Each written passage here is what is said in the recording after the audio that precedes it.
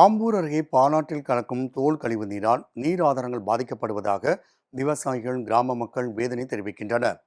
பாலாற்றின் நிலை குறித்து விவரிக்கிறது இந்த செய்தி தொகுப்பு.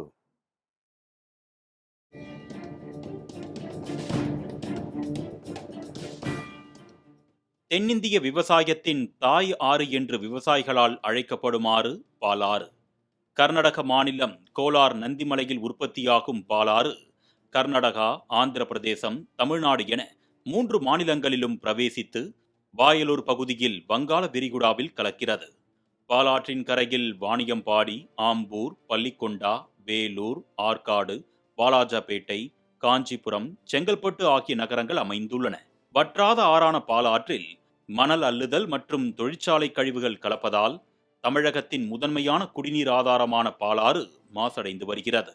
திருப்பத்தூர், ஆம்பூர், வாணியம்பாடி பகுதிகளை பசுமையாக மாற்றுவதில் பாலாற்றிற்கு மிகப்பெரிய பங்கு உண்டு.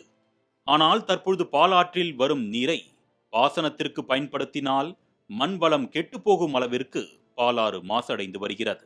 கடந்த சில நாட்களாக திருப்பத்தூர் மாவட்டம் ஆம்பூர், வாணியம்பாடி உள்ளிட்ட சுற்றுவட்டார பகுதிகளில் பெய்த கனமழையால் பாலாற்றில் வெள்ளப்பெருக்கு ஏற்பட்டது.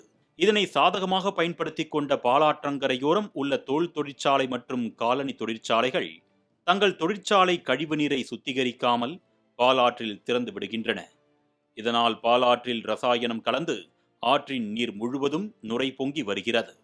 தொடர் மழையால் மாராப்பட்டு பகுதியில் உள்ள பாலாற்றில் வெள்ளப்பெருக்கு ஏற்பட்டுள்ள நிலையில் ஆற்றில் இருந்து வரும் நீர் முழுவதுமாக நுரை கலந்து துர்நாற்றத்துடன் வருவதால் அப்பகுதி விவசாயிகள் மற்றும் பொதுமக்கள் மிகுந்த வேதனையடைந்துள்ளனர்.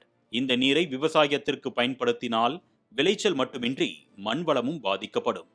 அத்துடன் இந்த நீர் மனிதர்கள் மட்டுமல்ல, ஆடு, மாடு, பறவைகள் என எந்த உயிரினங்களும் குடிக்க முடியாத நிலைக்கு மாறியிருப்பதாக வேதனை தெரிவிக்கின்றனர் அப்பகுதி மக்கள்.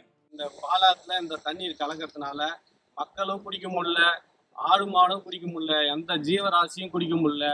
அதே மாதிரி இந்த தண்ணி இந்த பகுதி மக்களுக்கு நிறைய பேருக்கு உடல் உபாதைகள் சார்ந்த பிரச்சனை நிறைய பேருக்கு இருக்குது. இந்த தண்ணி குடிக்கிறதுனால இது இப்படியே போயிடுச்சுன்னா பாலாறு பாலாதான் போகும்.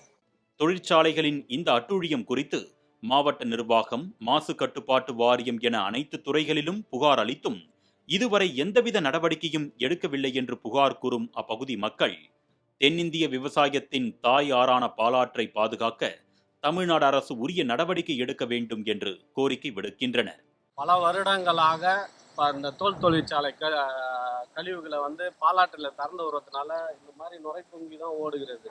நிறைய முறை மக்களுக்காகவும் மக்கள் பிரச்சனைக்காகவும் மாவட்ட நிர்வாகத்துக்கிட்டவும் மாசு கட்டுப்பாட்டு வாரியத்துக்கிட்டவும் நம்ம நிறைய முறையிட்டிருக்கோம். ஆனால் இருந்தாலையும் அவங்க என்னன்றாங்கன்னா மக்கள் வாணியம்பாடி மக்கள் சோப் போட்டு குளிக்கிறதுனால தான் இந்த மாதிரி நுரை பொங்கி வருது அப்படின்னு சொல்லிட்டு ரிப்போர்ட் கொடுக்குறாங்க.